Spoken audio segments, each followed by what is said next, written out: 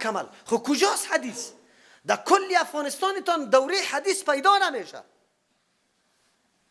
محدث پیدا نمیشه که واقعا حق حدیث ادا کنه، واقعا حدیث بخوانه بفهمه که یعنی مطلب حدیث است. مفتیای بزرگ پیدا شده، یک حدیث پیغمبر نمیدانه، مفتی است، در تلویزیونا فتوا میده، میگه میلاد اینقدر ثواب داره. لعنت الله سرت نمیشه، چرا دروغ به پیغمبر بسته میکنی؟ تو را به الله قسم تو یک سند پیدا کرده میتونی دمی میلاد؟ من خدا اعدام میکنم اگر تو پیدا کردی، اگر مرد هستی که در یک حدیث صحیح توی در این مورد یک چیزی را بیاری. خب لیکن بس دیگه مفتی است، از شکم گفته رایسته، احادیث موضوعی را به مردم بیان کرده رایسته. یکیش میگه رجعنا من الجهاد الاصغر الى الجهاد الاکبر، دیگهش میگه اصحابی کن نجوم بیهم اقتدیتم. احادیث موضوعی را گفته به مردم رایسته. کسی اینی طور احادیث میگه الله رحم بکنه، خدمت حدیث پیغمبر نمیشه. یک جای مرکز حدیث ما نداریم، یک جای با حدیث کسی آشنایی نداره. الحمدلله کم کم عالی احساس پیدا شده. برادرها و خواهرای جوانی ما الحمدلله در چی است، بگاه از عربستان برای ما کسی پیام رای کرده که درس حدیث تا سی دی تا برای ما روان بکنی. خودش در عربستان است، از اینجا سی دی میطلبه. حدیثی که اینقدر قدر داره. در دل گفتم که بیاد افغانستان که حدیث کس میشناسه و نه، که حدیث کس قدر میکنه و نه، بجز از دشمنی پیغمبر دیگه کار نداره. میایه ما که میگم که سوره احزاب ایره باید خواهران متوجه باشه که چی احکام داری میایه و الله برای ما چی بیان میکنه. ولما رأى المؤمنون الاحزاب، او حالات منافقین بود. منافقین چی میکردن، چی گفتن، چی آرزو داشتن، چی نشانه های را الله براشان بیان کرد. مؤمنا چی میکنه؟ ولما رأى المؤمنون الاحزاب، هرگاه که دید مؤمنا الاحزاب گروه ها را که از هر طرف جمع شده توافق کردن، ائتلاف کردن، آلی حمله داره، قالوا گفتن هذا ما وعدنا الله، این همون چیزی است که وعده کرده امرای ما الله و رسوله پیغمبرش. پیغمبر که دعوت میداد به مؤمنان نمیگفت که بلدنگ براتان میدیم، گفت این راه حق فقط سری خار رفتن است. در راه خاردار حرکت میکنی، در هر جای بند میشه، از هر طرف اذیت میشه، از هر طرف موانع پیدا میشه، قتل تا مردم در نظر میگیره. مؤمن و نموره میگه هذا ما وعدنا الله و رسوله. برادر و خواهرایی که در اول مسیر دعوتتون این گپا پیدا شد تکلیفا، باز بگوی که هذا ما وعدنا الله و رسوله و صدق الله و رسوله، راست گفته الله تبارک و تعالی و پیغمبرش. بله این اول مرحله امتحانی ماست، الله ما را کامیاب کنه. و ما زادهم، زیاد نکرد جمع شدن کفار، آمدن کفار، معاصره کفار، الا ایمان و تسلیما، مگر ایمان زیاد کرد. ایمان زیاد میشه، ایمان زیاد میشه، قوی میشه. اگر همی کشمکشا موجود نباشه قرآن نمیفهمیم، اگر همی کشمکشا موجود نباشه محبت پیغمبر نمیفهمیم، اگر همی کشمکشا موجود نباشه فداکاری صحابه را ما درک کرده نمیتونیم چی فداکاری کرده، اگر همی کشمکشا نباشه محبت ایمانم در قلبت جا نمیگیره که ایمان چی چیز است. قرآن از همون خاطر میگه که به صحابه ایمان زیاد شد. و تسلیما، مکمل تسلیمی. مؤمن خو نموسته که به حکم الله تسلیم میشه. هر حادثه، هر مرحله که سر میه برای چی میه؟ دزدی خو نکرده، با ابروی کسی خو تجاوز نکردیم، با مالی کسی خو تجاوز نکردیم، با عزت کسی خو تجاوز نکردیم، با نفس کسی خو تجاوز نکردیم، خو بیان حق کردیم. میگیم بیای یک الله را پرستش کنی، بیای از یک پیغمبر اطاعت کنی، به این خاطر مردم در مقابلت میخیزه. آلی دیگه تو میدانی که واقعا حق است، که دسیسه های شیطان از هر طرف برات چی میشه؟ جمع میشه. تو ایمانت قوی میشه و دیگه به الله تسلیم میشی. من المؤمنین، بعضی از مؤمنان رجالان، اتو مردای است. قرآن یاد میکنه مردای است، مرد. اینجا مردا مطلقی مرد در مقابل معنیس نیست. پهلوانای است، صدقوا ما عهد الله، که راست کردن، نشان دادن ما آن چیزی را عهد الله که وعده کرده بودن، تعهد بسته بودن امرای الله علیه بالای همو چیز. مثل انس ابن نضر امرایش رضی الله عنه، و بالکل تصدیق کردن و رفتن خود در جنت رساندن. فمنهم، بعضی از یا من کسانی هستند قضا نحبه، که پوره کرد نحبه امو نظر خدا، قرارداد خدا، و منهم بعضی از من کسی است ینتظر انتظار داره که کی مقام میایه که ما خدا فدا بکنیم. صحابه همینطور مردم است. قرآن توصیفشان میکنه. شما چی نظر داره که همین صحابه که در طور مرحله از پیغمبر پاسداری میکنه؟ از کی پاسداری میکنه؟ از پیغمبر. در طور حالتا سر و صدا، کشمکش، یخی، ناتوانی، اما چیز خندق بیبی که در چقدر مدت یار دیستی در سر رسان 3 روز پیش از رسیدن لشکر کفار. این فداکاری را شما چی میگه کی صحابه مرتد میشن؟ نعوذ بالله. الله برای پیغمبر خود چو طایفه ها را انتخاب میکنه که باز آخر مرتد شوه. شما چی گمان داره؟ الله اکبر. پس او گروه هایی که صحابه را مرتد میگه و چطور در دین داخل باشه و چطور ادعا میکنه که ما در دین اسلام هستیم؟ کلا قطعا. این صحابه خو اینطور صحابه بود. قرآن یاد میکنه که صدقوا ما عهد الله. خب بعضش پوره کرده میالی شهید شده در معرکه و در میدان شهید شده و بعضش انتظارش داره. کسایی که زنده است انتظار از این داره. صحابه مو صحابه است. و ما بدلوا تبدیلا، تغییر ندادن عهد خدا به هیچ نوع تغییر. و اینطور مردمای عادی نبودن، بس پیمان بسته کردن تا آخر استاد است. قرآن از جا یاد میکنه که تا آخر استاد است. خوی بدبختا این فرقه های گمراه میگه نه صحابه کلش مرتد شده بجز از 5 نفر. قرآن خو میگه که و ما بدلوا تبدیلا، تغییر ندادن عهد و پیمان خدا. لیجزی الله صادقین، ای واقعا برای از این کار شد تا که بدل بده، عوض بده الله از صادقین، راستکارا را، راستگویا را، راستندیشا را، به صدقهم، به سبب راستیشان که در هر کار راست هستند، زبانشان موافق قلبشان است. منافقت یاد نداره، درویی یاد نداره که در یک جای خود یک رقم کنه دیگه جای دیگه. او نامش هم چی بمانه؟ تقیه، که من تقیه میکنم. نامش چی بمانه؟ حکمت، که من حکمت میکنم. و توری نبودن، همه چیزایش بالکل همینطور صادق و راست بود. و یعذب المنافقین، عذاب بده الله منافقا را، ان شاء اگر الله بخواه، او یتوب علیهم، یا توفیق توبه را برش بده بعد از توبه کشیدن از نفاق. از نفاق توبه بکنه الله یارم رجوع رحمت سرش بکنه. ان الله، یقینا الله تبارک و تعالی کان است غفورا، خیلی زیاد مهربان، که اگر بعد از این هم توبه میکنه از نفاق الله میپذیره. چقدر مهربان ذات است. رحیم، رحم کننده است که موقع و فرصت برای توبه کردن هم الله برش میده. دشمنی هم بکو، منافقت هم بکو، خب بازم الله دروازه را بند نکده.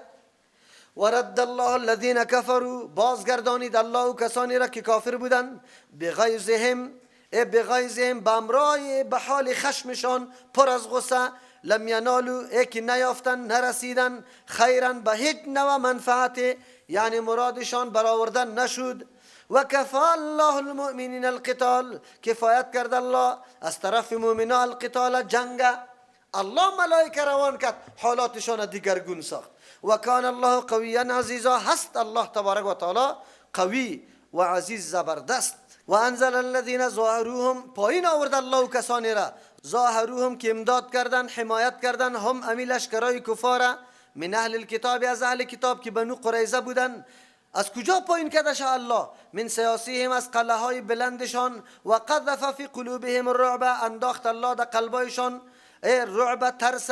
فریقا تقتلون، یک جماعت شما قتل میکرده و قتل میکنه. و تأثیرون فریقا، و اسیر میگرفته جماعت دیگه شا. حالت چطور بود؟ بنو قریظه که در مدینه منوره بود پیمان با پیغمبر داشتن. دیروز واقعش براتون گفتم. خود در اونجا گپ چی رقم شده بود. نعیم ابن مسعود میگه او نو مسلمان شد رضی الله عنه، پیش پیغمبر علیه السلام دمی حالت ایمان آورد. با پیغمبر علیه السلام آمد گفت من چی بکنم، چی خدمت به اسلام بکنم، چی شاهکاری. او گفت که هر شاهکاری که میتونی بکن. آدمی خیلی هوشیار بود.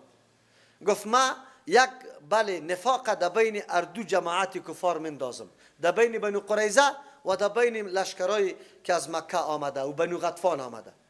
مردکه چون که ای خود نو مسلمان شده بود، از اسلامش بنو قریظه خبر نداشتن، رفت پیش بنو قریظه. برش گفت چطور میبینی مرا؟ بسیار خیرخواهتان فکر میکنه یا نمیکنه؟ چون که از سابقتشان رفت آمد داشتن و خیلی زیاد میشناختن. گفت بله. گفت فکرتان باشه که ما خبر شدیم ما براتون یک نصیحت میکنم و این نصیحت مرم بعد بپذیره. مردمای آفاقی که آمد از دور، شهرشان جداست، جایشان جداست، لشکرشان جداست. یک روز همی لشکر بیره در منطقه خود شما اینجا در مقابل این مسلمان ها باقی مانده او کمکی تانم نمیکنه، در کمکی تانم رسیده نمیتانه دیگه. شما پشتیوانی و حمایت از واره کردی، خود در بدر کردی. گفت خیر چی کنیم؟ حالی خود ما گپ از دست ما رفته. گفت نه، اگر واقعا در ضد مسلمان ها آمده از پیشش ضمانت بگیره. وقتی که برای شما اول روی کرد که جنگ کنه، شما این گپ پیشنهاد کنه که ما به شرط جنگ میکنیم که 6-7 نفری کلانی تانه بر ما گروگان بده ایجا. تو نشوه که شما جنگ سر ما شروع میکنه، باز خودتان میره در شهرتان و ما را در پیش مسلمان ها میمانه او در بدر میشه. این گپ که اینجا زد در قلبی از یای گپ خواب جا بجا شد. چرا؟ یا هم می فکر داشتن. رفت پیش اهل مکه، برای از ها گفت که ما چطور آدم هستم پیش شما؟ گفت بالکل قابل اعتماد آدم هستی، ما خواست تو چیزی را ندیدیم. گفت یک چیسته، از یک معامله شما را آگاه میکنم، خب به شرطی که این گپی مرا به کسی افشا نکنه. گفت بله بگو. گفت ما خبر شدیم که بنو قریظه تعهد کرده قتی پیغمبر صلی الله علیه وسلم مسلمانا را گفته که ما این مردم اسیر میکنیم و در دست شما میدیم که به دست خود قتل کنه. اگر ما دروغ میگم اینه، شما که هر وقت تیاری جنگ بگیری برای از اول روان کنه و از پیشتانی مطالبه را میکنه. این مشرکین مکه اینجا چی شدن که گپ خو امیطور هسته. رفت در پیش بنو غطفان. بنو غطفان هم امی گپا را برش بیان کرد که بنو قریظه از شما چی میگیره؟ کلانا را من حیث ضامن میگیره او ایره تسلیم مسلمان ها میکنه. اما بود که کفار مکه و کل مشوره کردن، اول رای کردن در بنو قریظه که چیسته شما جنگ شروع کنی. یا پس اول رای کردن که ما خود جنگ وقت شروع میکنیم که برای ما ضمانت بده چند نفره. وقتی که گپ روان کردن این لشکر مکه از کفار یک دم یقین کردن که هو گپی نعیم ابن مسعود چی هست؟ راست است. این نمی بود که گفت ما به هیچ وجه روان نمیکنیم. یکی پس روان کرد که ما به هیچ وجه روان نمیکنیم. بنو قریظه اینجا بی سر و پا و سراسیمه شدن که هو گپی نعیم ابن مسعود همونطور بود، ما همینطور باقی میمانیم. اما بود که نفاق در بین از یا افتاد و بادا پیدا شد و لشکرها حرکت کرد. بنو قریظه یهود بسیار هوشیار بودند، در جاهای بلند جای جور کرده بود، قلاها جور کرده بود، در قلای خود برجا جور کرده بود. بنو نذیر هم در خود مدینه منوره 3 طایفه از یهود زندگی میکرد، بنو قینقاع، بنو نذیر و بنو قریظه. بنو نذیر واره پیغمبر علیه السلام جلاوطن کرد، حرکت دادشان، چیزیشان در خیبر رفت، چیزیشان در شام رفت. باز در زمان عمر رضی الله عنه از خیبر هم واره کش داد، حرکت کرد، دیگه باقی نماند. تنها بنو قریظه مانده بود به خاطر که با پیغمبر علیه السلام صلح داشت. اینجا خود صلح میده شد. اونمو بود که پیغمبر علیه السلام وقتی پس در خانه ها رفت اسلحه را تا کرده بود که جبریل امین آمد گفت ملائک تا آلی اسلحه خود تا نکرده. الا بنو قریظه الله تبارک و تعالی یک فتح دیگر نصیب مسلمانان کرد. همین بود که پیغمبر علیه السلام امر کرد و مردم رفت.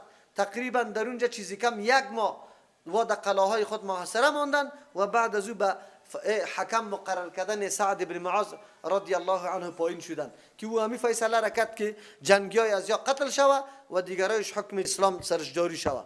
اونمو کار الله ده اونمو واقعا اشاره میکنه.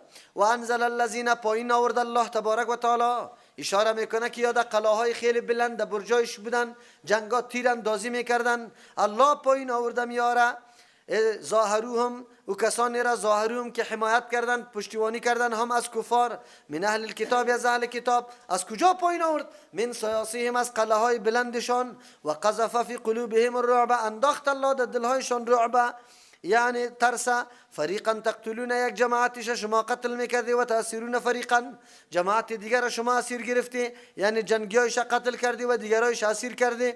و اورثکم به میراث داد، در ملکت شما قرار داد، ارضهم سرزمینشانه و دیارهم خانه هایشانه و اموالهم مالهایشانه و اردن و تر سرزمینی که لم تطئوها شما پایمال نکرده بوده. اینجا دو مطلب است. یا اینطور سرزمینی بود که هیچ شما پایمال نکرده بودی، یهود نمیخواست که پای شما در اونجا بخوره، او یهود خیلی آباد کرده بود جاهای خدا. دوم معنایش است و ارضن به ملکیت داد بری شما الله سرزمینی را لم تطئوها که شما پایمال نکرده بودی، غیر از بنو قریظه. بعد از دیگه فتوحاتی که بعد از آمده و یک نوع پیشنگویی چی بود؟ پیشنگویی قرآن بود. و کان الله علی کل شیء قدیر، هست الله تبارک و تعالی بالای تمام چیزا قدرتمند.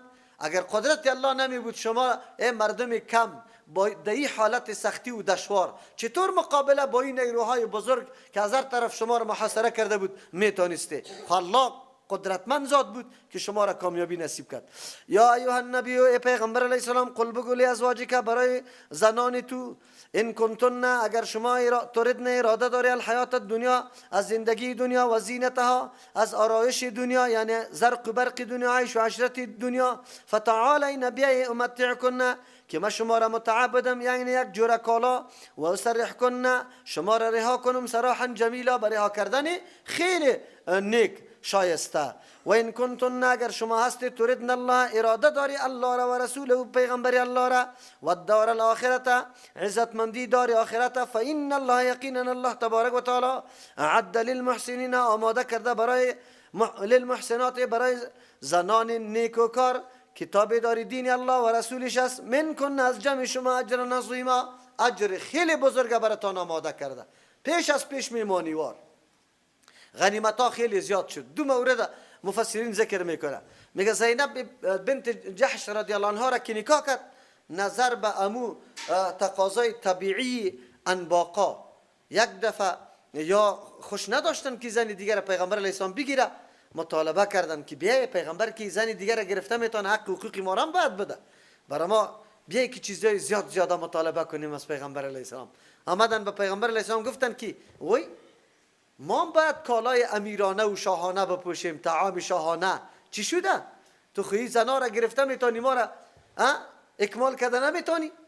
در یک روایت بعضی مفسرین ایره نوشته میکنه، او بعضی نوشته میکنه که نه، زمانی که فتوحات اسلام زیاد شد، مالای غنیمت خیلی زیاد آمد، ازواج مطهرات در بین خود مشوره کردند که حالی خوب حالت ها از بین رفت، فقر و فاقگی وجود نداره، مال و دارایی نخ فراوان در اینجا موجود است. از او خاطر مثل که پاچاهای دیگه ملکا در کل مال و دارایی حکومتی چی داره؟ حصه داره. برای ما هم یک کمی حصه بده، ما هم کم نیستیم. از او خاطر مطالبه از پیغمبر علیه السلام کردن. خب پیغمبر علیه السلام درس بزرگ زندگی را برشان پیش کرد. درس بزرگ میفهمی؟ پیغمبر علیه السلام این گپ برشان پیش کرد که ما پاچاهای جهان دیگه واره نیستم که حرم سرا داشته باشم و کل زنای خود تلاپوش در خانه ها نگاه کنم با کالا و با انواع خوراکا. ما خو پیغمبر هستم، ما خو الگو نمونه برای تمام توده های و قشر انسانیت هستم. تمام زندگی ما نمونه برای مردم است، اخلاق ما، زندگی ما، رفتار ما. پس شما ازواج مطهرات هم نمونه برای دیگرها هستی، برای زنان دیگر هستی که چه قسم زندگی را باید اختیار بکنی. یعنی فرق یک پاچا و یک پیغمبر باید باشه.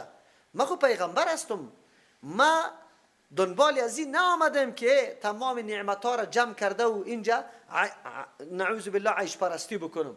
ما پیغمبر هستم، در این مال غنیمت، در این چیزایی که میایه بسیار مردمان محتاج و خیلی نیازمند موجود است که حتی از بیگو و سبا نداره. این حق از واست، این حقی ما نیست که برای شما تقسیم کرده برم به خاطر که این قماندان جهاد هستم. اینطوری شده نمیتونه. اسلام چی درس عظیم ارائه میکنه؟ مسلمان امیطور است، رهبر امیطور است، رهبر باید امیطور باشه.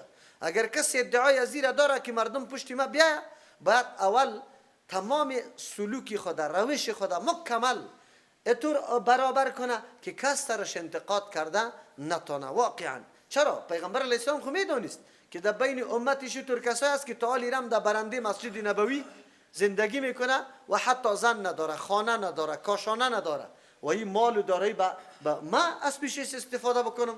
تأسف است که ما امچو نمونه های پیغمبر صلی الله علیه وسلم فراموش کردیم.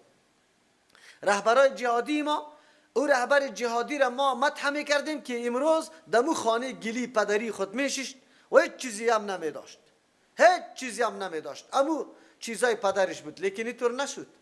هر کدامشان نه تنها که مال جمع کردن، بلکه اقارب و خویش و کسی خودم مکمل در حکومت و در مملکت جا دادن.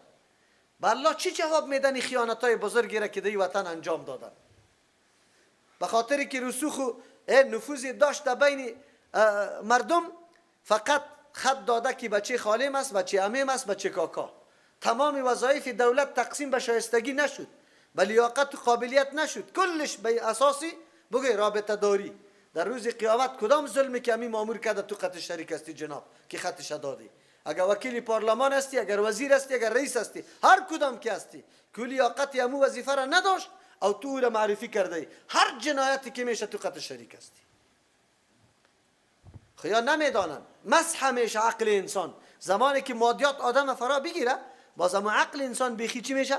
بیگانه میشه. باز نمیفهمه که برای ما به تاوان است یعنی که به نفع است. انسان خود که زنده باقی مانده قوانین الله را در هر مرحله بعد تطبیق بکنه، چی در حالت مالداری و نفوذ اجتماعی، چی در حالت منصب و مرتبه، و چی در حالت زندگی عادی که میکردی.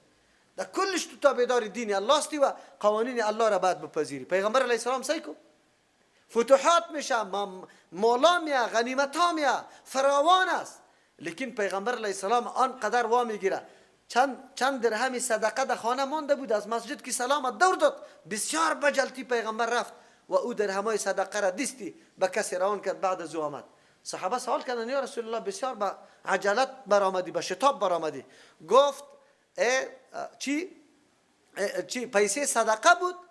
من فکر کردم که نمازم بخوانم او پیسه صدقه در خانه موجود باشه و توزیع نکرده باشه.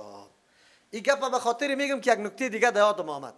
بعضی کتابا را دوستا الله جزای خیر برشان بده، با این نیت روان میکنه که اینی کتاب در دسترس مردم قرار بگیره، از این استفاده بکنه و پیش امام الله بیایه و من این را نگاه کنم که چیسته، نگاه کنم به کسی توزیع نکنم. دیرمی حکم داخل هستیم. هر چیزی که سبب خیر است او را زود به مو کسی مستحقش باید دادن. نگاه نکو، چرا که زود مردم فایده بگیره. اگر کسی یک کتاب توحید مطالعه کرد و عقیده توحیدش جور شد، یکی در روز پیش میشد خوب بود، یا نه که در روز پس در روز پیش میشد. از همون خاطر یک تعداد برادرای و خواهرای ما که کتابا را گرفته فقط در اتاق گذاشته، حالا که کتابای دعوت است که خودت مطالعه کردی باز قط خود نگذار، در دیگه بده و دیگه در دیگه بده و دیگه در دیگه بده، تا که کل مسلمان ها از این کتابا مستفید شوه و از این بهره ورداری کنند. ولی با تاسفی گپا نیست. پیغمبر ما چه حالت و وضعیتی را داشت و ما امروز دعوای خدمت دین هم میکنیم، لیکن کل چیز برای خود خواست کردیم و برای خود دور دادیم. این بسیار سخت گپ است. یعنی حتی پیغمبر مال صدقه را نمیگذاشت که در خانه مدت را در خانه تیر بکنه بعد توزیع شود. پس این جمع پیغمبر الگو و نمونه است. خو الله تبارک و تعالی خواسته فیصله قاطعانه با امرای ازواج مطهرات شود. چرا؟ پیغمبر کل عمر در دعوت است، محنت‌ها میبینه، زحمت‌ها میبینه. انسان اگر بیرون درد ببینه که در درون برش مشکل نباشه، بازم یک کمی دلجویی آدم میشه. خصوصا اهل خانواده آدم دیندار باشه و حتما بری تو دلجویی میده. هر قدر تکلیفی که بیرون دیدی ان شاء الله امو جبیره میشه. مثل خدیجه الکبرى رضی الله عنها واری که پیغمبر علیه السلام هر قدر مصائب بیرون میدید، زمانی که داخل خانه می آمد کل شستشو میشد. چرا؟ زن هوشیار بود، متدین بود، اینقدر دلصبری و دلجویی به پیغمبر میداد که باز دیگه غم دبل نمیشد، غم از بین میرفت. اما اگر نعوذ بالله تو بیرون تکلیفا و محنتای زیاده دیده و بیای در خانه برات غم باشه، باز بسیار سخت است. یکی از جمله موضوعاتی که آدم تحملش نمیتونه امیسته که در بیرون مردم تو را بد بگوید، طعنه بده، و در درون بیای در درون برات غم باشه. پدر از یک طرف از پیشت خفه شوه، مادر از دیگه طرف و بگه برادر و همشیره از دیگه طرف، و کل گپم سری چی دور میخونه؟ سری می پدر نالتی مادیات که تو چرا کار نمیکنی، چرا اینطور نمیکنی. این قدر است. این بسیار سخت است. پیغمبر علیه السلام زندگیش بسیار مهم زندگی است. از او خاطر الله تبارک و تعالی به پیغمبر اختیار داد که ازواج مطهرات در اختیار قرار بده. این آیت تخییر ام میگه. پیغمبر علیه السلام وقتی آیت نازل شد عایشه رضی الله عنها را طلب کرد. اول برش گفت که قبل از اینکه من یک گپ برات میگم، ولی تا که مشوره امرای پدر و مادرت نکردی تو فیصله نکو. پیغمبر علیه السلام اینطور ترسید که مبادا عایشه رضی الله عنها راه دیگری را انتخاب بکنه. پدر و مادر خود حق ما قطعا راه دیگر انتخاب نمیکنه و دختری خود مشوره نمیده که با پیغمبر چیسته زندگی نکنه. از او خاطر گفت یا رسول الله کدام گپ است بگو برام. گفت الله مرا گفته که یا است که ازواج مطهرات بینمی زندگی چیسته فقیرانه، بینمی زندگی که فی الحال روان است عادی، اگر قطت میشینه خیلی خوب، اگر نمیشینه طلب کشانه برش یک جوره کالا مالا بدی و بعد از او آزاد کو. چرا؟ ما این مسئولیت ندارم که مال غنیمت و گپا را سر شما در ناز و نعمت و در عیش و عشرت مصرف کنم و خیر و خلاص. این حقوق دیگر هست.